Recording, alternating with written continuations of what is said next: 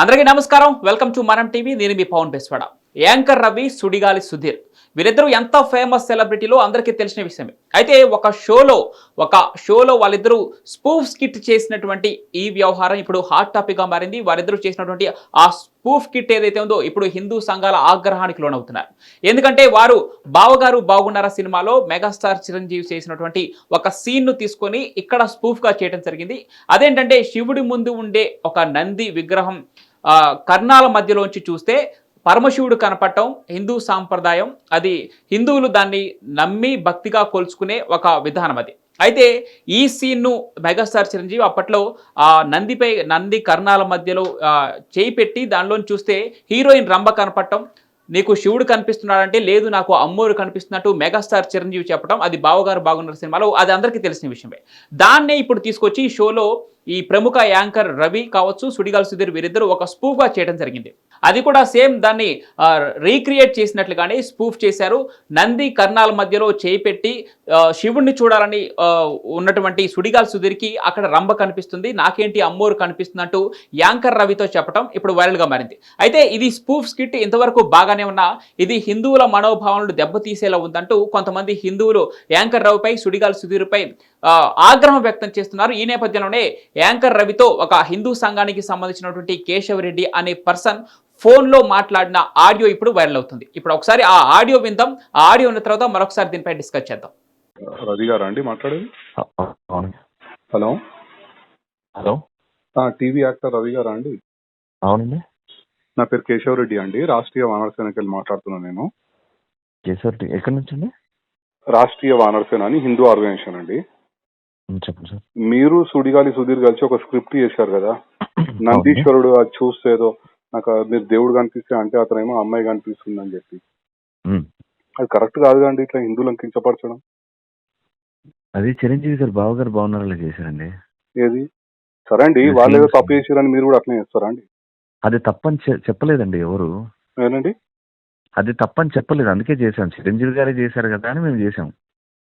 ఇప్పుడు చిరంజీవి గారు ఏ సినిమాలో చేసిన ఎన్ని సంవత్సరాల క్రితం అండి మీరు చెప్పేది? అది ఒక 20 సంవత్సరాలు ఏం వచ్చండి. సరే 20 సంవత్సరాల కింద ఏదో చేసిరు, సో మీరు రిపీట్ చేస్తారా అండి? మీరు కూడా చదువుకున్న వాళ్ళే కదా. అంటే మాకు ఆయన అంటే ఇష్టం సార్, ఆయన ఏం చేసినా అంటే ఇప్పుడు తప్పు అయినా సరే మీరు చేస్తారా? మీరు తప్పని చెప్పాలి కదా సార్. అప్పుడు మీరు చిరంజీవి గారికి అప్పుడే చెప్తే మాకు తెలుస్తుంది కదా సార్ తప్పని. ఏమండి మేము ఆ సినిమా ఏందో మీరు చూడలేదు, మీరు ఏ సినిమా గురించి చెప్తారో మాకు తెలియదు. మీరే 20 సంవత్సరాల super duper hit cinema sir. చూడలే అండి, మాకు అనవసరం మాకు సినిమాల గురించి. నేనేమంటున్నా, సమాజాన్ని కించపరిచే విధంగా చేస్తున్నారని అడుగుతున్నాను. ఏం చేశాను సార్ సమాజం ఎట్లా ఏం చేశాను? అవును, మీరు స్క్రిప్ట్ చేశారు కదా, వీడియో ఉంది కదండి ఓపెన్ గా. అవును, ఏం చేసాము? ఏందా అందుకెళ్ళి అమ్మాయి కనిపిస్తుందని ఎలా అంటారండి మీరు? శివుని దాంట్లోకెళ్ళి నందిని చూసుకుంటా అంటే ఇప్పుడు అమ్మాయిలు గుడిలో తిరుగుతూ ఉంటారు కదండి. అయితే ఇప్పుడు ఆయన అట్లా కొమ్మలతో దేవుణ్ణి చూద్దాం అనుకున్నాడు, కానీ అమ్మాయి మధ్యలో వచ్చింది. ప్రదక్షిణాలు చేస్తుంటారు కదా సార్, అప్పుడు ఈ అమ్మాయి మధ్యలో వచ్చింది. ఏమైంది, కనిపించారా స్వామివారు అంటే అమ్మవారు కనిపించారు అంటారు. ఇప్పుడు మనం ఇంట్లో అమ్మని చెల్లని వదినని అమ్మవారు అంటాం కదా సార్. అంటారు, కానీ మీరు అంటే ప్రతిసారి ఇట్లా హిందువులను కించపరచుకుంటా మీరు స్క్రిప్ట్లు చేయొచ్చు. మీరు అంటే సమాజానికి ఇక్కడ నేను అడిగింది ఎక్కడ ఏ దేవుణ్ణి కించపరిచాము అని. అవునండి, మీరు ఇప్పుడు నందీశ్వరుడు సుధీర్ చూసి ఏం చూసాడు? శివుని చూసిండా అండి? శివుడు కనబడలేదండి, మధ్యలో అమ్మాయి ఉంది. అవును, మీరు కావాలనే స్క్రిప్ట్ అట్లా చేసిరు కదా. మీరు స్క్రిప్ట్ కావాలని చేసి హిందువులను కించపరచుకుంటా అట్లా అమ్మాయి మధ్యలో కనిపించింది, గుడిలో అమ్మాయిలు కనిపిస్తున్నారు అని ఎట్లా మాట్లాడతారండి మీరు? ఇప్పుడు పార్వతీ మాత ఉంది మన, ఇప్పుడు పార్వతీ మాతను మనం అమ్మవారని పూజిస్తాం కదా, అంతే కదా. మనం ఇంట్లో మన వదినని మన అమ్మని చెల్లిని కూడా అమ్మవారు రూపం అనే పూజిస్తాం మనం. ఎవరైనా ఆడవాళ్ళని అమ్మవారు లెక్కనే చూస్తాం, కాదని అంటలేను. కానీ మీరు స్క్రిప్ట్లలో మీరు ఈ రకంగా కించపరుచు చేయడం ఎంతవరకు కరెక్ట్ అని అడుగుతున్నా. ఇది సార్ మీ పేరేమన్నారు సార్? కేశవరెడ్డి అండి. కేశవరెడ్డి గారు, మీరు మాట్లాడేది నాకు అర్థం కావట్లేదు. నేను పాయింట్ మాట్లాడుతున్నా. ఇది సుధీర్ గాని రెడ్డి గారు వినండి. చెప్పండి.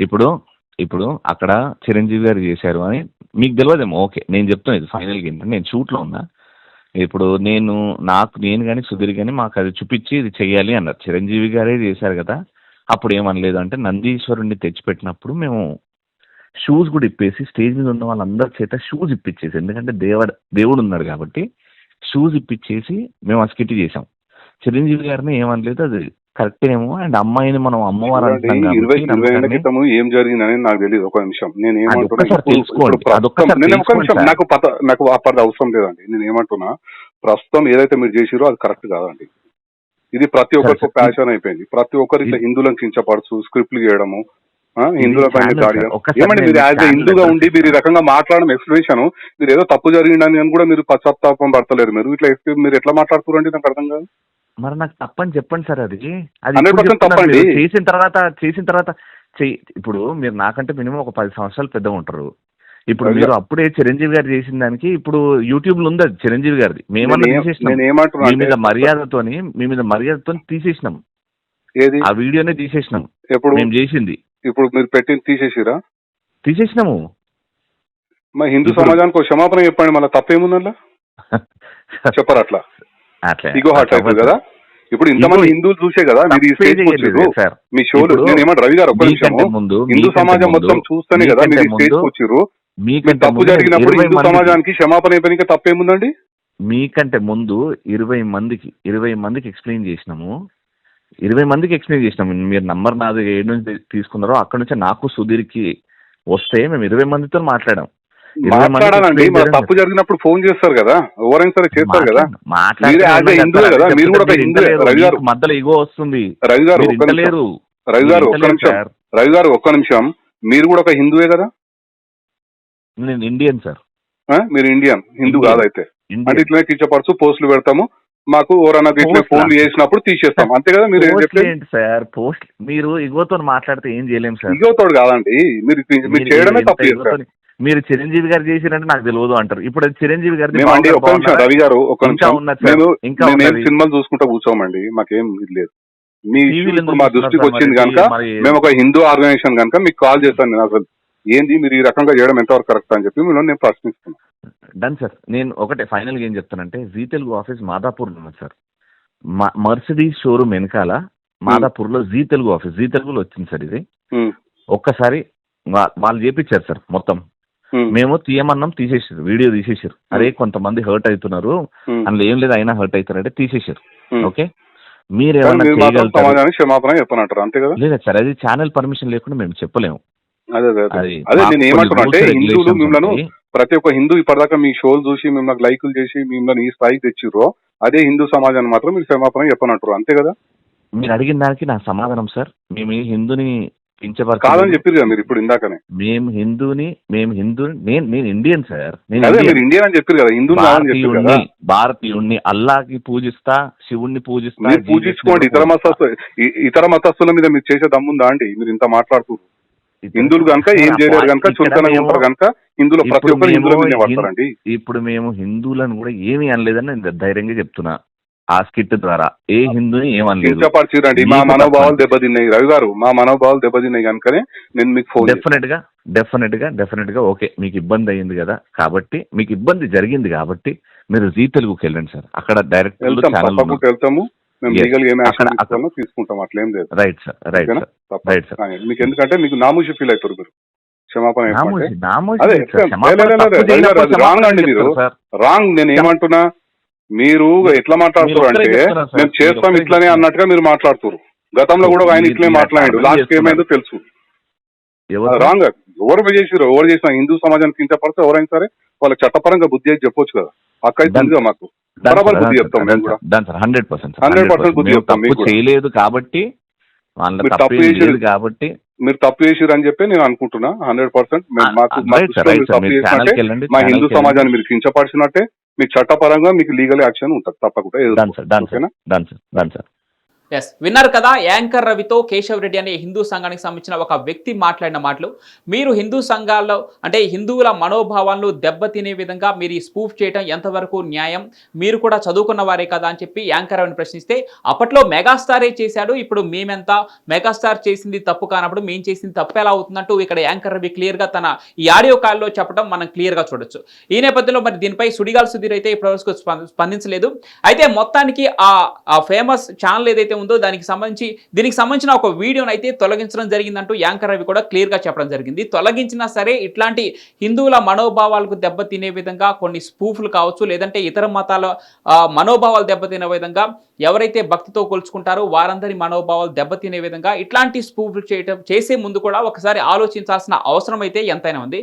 ఇప్పుడు ఈ ఆడియో కాల్లో రవి కూడా క్లియర్గా చెప్తున్నాడు, అటు తిరిగి ఇటు తిరిగి ఇది మెగాస్టార్ వరకు వెళ్ళేలాగా ఉంది. ఎందుకంటే హిందూ సంఘాలు దీనిపైన ఇంకా ముందుకు వెళ్తే మాత్రం అప్పట్లో అంటే 20 సంవత్సరాల క్రితం జరిగినటువంటి ఒక సినిమా సీన్ని తీసుకొచ్చి ఈ రోజు మీరు చదువుకున్న వ్యక్తులు ఈ విధంగా ప్రవర్తించడం ఎంతవరకు కరెక్ట్ అంటూ ఆ హిందూ సంఘానికి సంబంధించిన పర్సన్ ప్రశ్నిస్తే రవి కూడా కొంత బాధ్యత రాహితంగా కొంత సమాధానం చెప్పినట్టు అనిపిస్తుంది. అప్పట్లో మెగాస్టార్ చేశాడు, ఆయన ఏది చేసినా మేము చేస్తాం, ఆయన అంటే అభిమానం మాకు, సో ఆయన చేసింది తప్పు కానప్పుడు మాకు మేము చేసింది తప్పు ఎలా అవుతుందంటూ, అదేవిధంగా మాకు ముందు తప్పు అంటూ ఇది చెప్పలేదంటూ చెప్పుకొచ్చాడు.